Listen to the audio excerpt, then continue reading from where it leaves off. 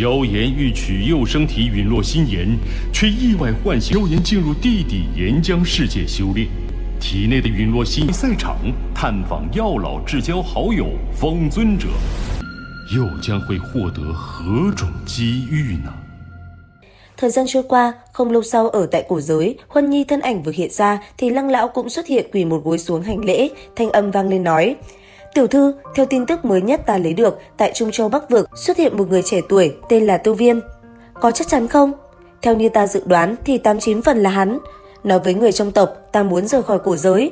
Dứt lời, thân ảnh Huân Nhi cũng liền biến mất một cách quỷ dị. Chuyển cảnh đến một nơi khác, Tiêu Viêm cùng Lâm Diệm bây giờ cũng đã xuất hiện trên một con thuyền di chuyển trong không gian trùng động. Rất nhanh, trên đường đi, hai người trao đổi với nhau rất nhiều chuyện.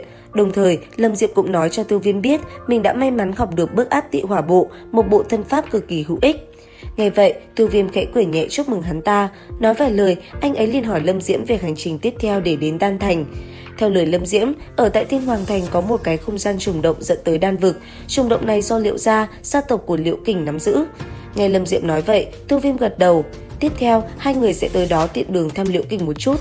Nói xong, để Lâm Diễm điều khiển con thuyền, Tiêu Viêm liền tranh thủ thời gian tu luyện Lộng Diễm Quyết. Rất nhanh, thủ ấn cấp tốc biến đổi, hỏa diễm trên người Tiêu Viêm bạo phát. Sau đó, anh ấy liền rơi vào trạng thái nhập định. Ngồi tại chỗ sau một đoạn thời gian, Tiêu Viêm cuối cùng cũng thành công. Đồng thời vào lúc đó, thuyền không gian dưới sự khống chế của Lâm Diễm cũng tới được cửa ra. Cứ thế, ánh sáng lóe lên, hai người dần dần biến mất. Không lâu sau, Tiêu Viêm và Lâm Diễm đã xuất hiện ở tại Thiên Hoàng Thành. Rất nhanh, hai người cũng liền đi tới nơi có không gian trùng động.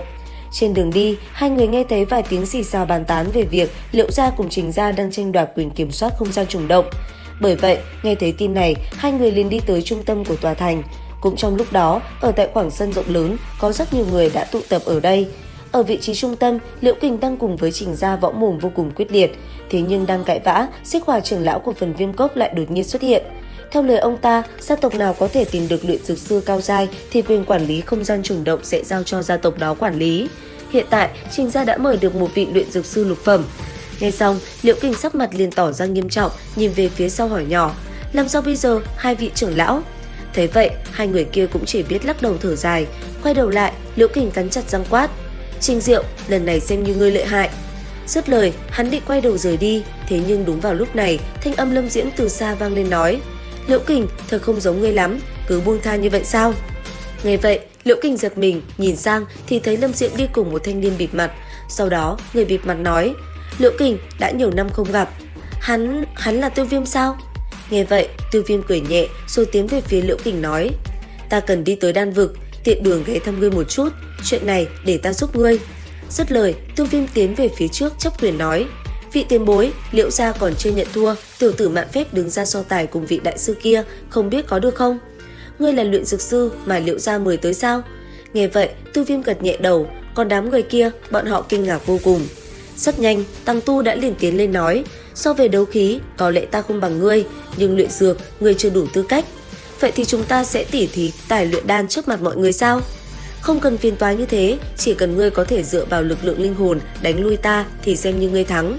Dứt lời, Tăng Tu liền chắp tay sau lưng mình. Thấy vậy, Tiêu Viêm hử lạnh, bàn tay đưa ra, một luồng áp lực đã liền ập xuống người tên kia, khiến hắn ta ngã quỵ, năng lượng tỏa ra khiến tất cả mọi người chứng kiến cũng phải kinh hãi. Nhìn Tiêu Viêm, Xích Hỏa trưởng lão thất thanh nói: "Là thất phẩm luyện dược sư sao?" Dứt lời, theo ánh mắt ông nhìn ra xa, ở chính giữa sân đấu, Tăng Tu rất nhanh đã phá đi luồng áp lực kia, một tầng năng lượng màu tím sẫm hình thành một cái màn chắn đã liền xuất hiện. Thế thế, Tiêu Viêm bàn tay khẽ động, lực lượng linh hồn trong nháy mắt hóa thành một cây thiết chùy khổng lồ màu xanh. Sau đó, Tiêu Viêm khẽ quát: "Phá!" Dứt lời, theo bàn tay Tiêu Viêm đập xuống, cây thiết chùy đã liền đánh thẳng xuống màn chắn cho Tăng Tu tạo thành. Trong khoảnh khắc va chạm, màn chắn cứ thế vỡ nát, thân thể Tăng Tu bắn bay ra xa hàng trăm mét mới dừng lại. Thế vậy, tất cả mọi người ở nơi này kinh ngạc vô cùng. Còn Tiêu Viêm làm xong, hướng về phía Xích Hỏa trưởng lão, anh ấy liền cất tiếng hỏi: "Vị tiền bối, không biết tỉ thí đã có kết quả chưa?"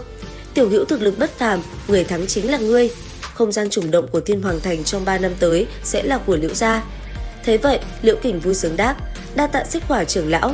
Nghe thế, người kia gật đầu. Sau đó, ông liền hướng về phía Tiêu Viêm nói: "Không biết tên của tiểu hữu là gì?" "Đại hạ Nham Kiêu." "Nham Kiêu tiểu hữu, cốc chủ đại nhân của ta muốn luyện chế đan dược, bởi vậy cần luyện dược sư cao giai tới trợ giúp. Người có thể cùng lão phu tới phần Viêm Cốc một chuyến hay không?" Nếu như có thể tương trợ, tại hạ tất nhiên sẽ không từ chối. Thật tốt, lão phu lên trước chờ ngươi. Dứt lời, Xích Hỏa trưởng lão liền phóng người lên lưng một con chim và đứng chờ ở đó. Còn Tiêu Viêm rất nhanh tiến lên dặn dò Lâm Diễm. Cùng với đó, anh ấy nhờ Liễu Kình tìm kiếm tin tức về Hân Lam và Tiểu Y Tiên cùng Tử Nghiên giúp mình một chút. Ngay sau đó, anh ấy cũng liền nhảy lên lưng con chim đỏ rực và cùng Xích Hỏa trưởng lão tiến về phía xa kia. Vừa đi, Tiêu Viêm vừa lẩm bẩm nói: đi Phần Viêm Cốc có lẽ sẽ có cơ hội lấy được Thiên Hỏa Tam Huyền Biến bản hoàn chỉnh. Nghĩ đến đây, anh ấy không khỏi có chút nôn nóng. Cứ thế, trên lưng con chim đỏ rực, hai người cuối cùng cũng tới được Phần Viêm Cốc, nơi mà mọi thứ được bao trùm bởi một màu nóng cháy. Không lâu sau, vị lão nhân kia đã liền dẫn Tiêu Viêm tới một gian phòng rộng lớn. Sau đó, hai người liền đi tới một vị trí trong gian phòng và ngồi xuống.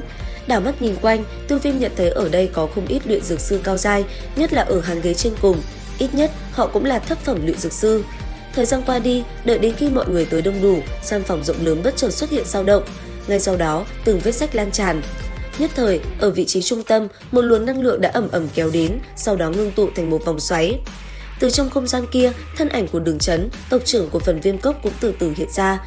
Nhìn mọi người phía dưới, thanh âm vang lên nói: nếu mọi người đã đến đông đủ, ta xin phép nói luôn, lần này ta mời các vị đến đây là vì ta chuẩn bị luyện chế đan dược thất phẩm cao cấp. Ta cần 2 vị luyện dược sư có thể chống lại được Cửu Long Lôi Cương Hỏa của ta để trợ giúp ta luyện chế. Đây chính là Cửu Long Lôi Cương Hỏa. Dứt lời, bàn tay khẽ động, Đường Chấn liềm vẫy tay, Cửu Long Lôi Cương Hỏa xuất hiện.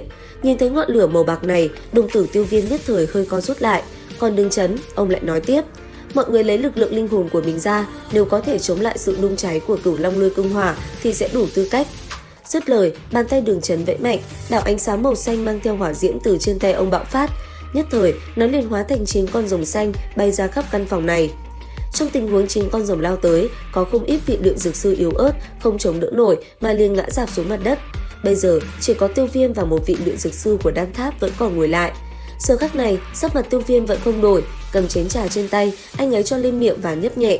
Ở trên đài cao, chứng kiến Tiêu Viêm vẫn có thể ngồi lặng yên trước Cửu Long Lôi Cương Hỏa, sắc mặt Đường Chấn cùng con gái là Đường Linh Nhi lộ vẻ kinh ngạc.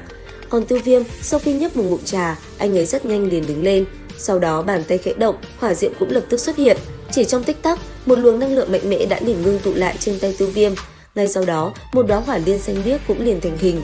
Cầm nó trên tay, Tiêu Viêm thả nhẹ nó lên không trung. Thấy thế, 9 con hỏa long định tiến lại gần thì năng lượng từ hỏa liên bạo phát đã khiến nó kiêng kỵ liền lùi lại. Cứ thế, hỏa liên đi tới đâu, 9 con rồng kia liền tản ra tới đó. Bọn nó vây quanh đóa hỏa liên của Tiêu Viêm và lượn lờ quanh đó. Cuối cùng, Cửu Long Lôi Cương Hỏa lao vào đóa hỏa liên kia rồi ầm ầm biến mất. Tiêu Viêm cũng mang đóa hỏa liên kia thu lại.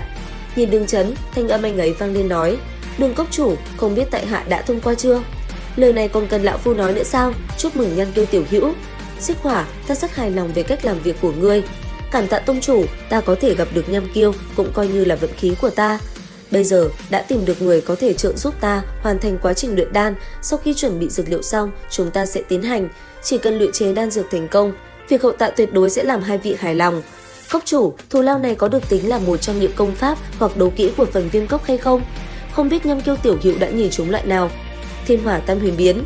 Tiểu hữu, chắc ngươi cũng biết đây là một trong những trí bảo của Phần Viêm Cốc, ngươi có thể chọn cái khác được không? Đường cốc chủ, Thiên Hỏa Tam Huyền Biến đối với ta rất trọng yếu, chẳng lẽ không thể ngoại lệ một lần sao? Nghe thế, vị đường chủ kia nhíu mày, trao đổi qua lại một hồi, cuối cùng Đường Chấn hứa sẽ giúp Tiêu Viêm một cơ hội để lấy Thiên Hỏa Tam Huyền Biến. Thế vậy, Tiêu Viêm liền hướng quyền chắp tay cảm tạ. Còn Đường Chấn làm xong, ông liền mời mọi người đi về phòng nghỉ ngơi, chuẩn bị đan dược xong sẽ là lúc tiến hành luyện chế đan dược. Đến đây thì hết tập 106/5 đấu phá thương khung. Xin chào và hẹn gặp lại các bạn ở những video tiếp theo.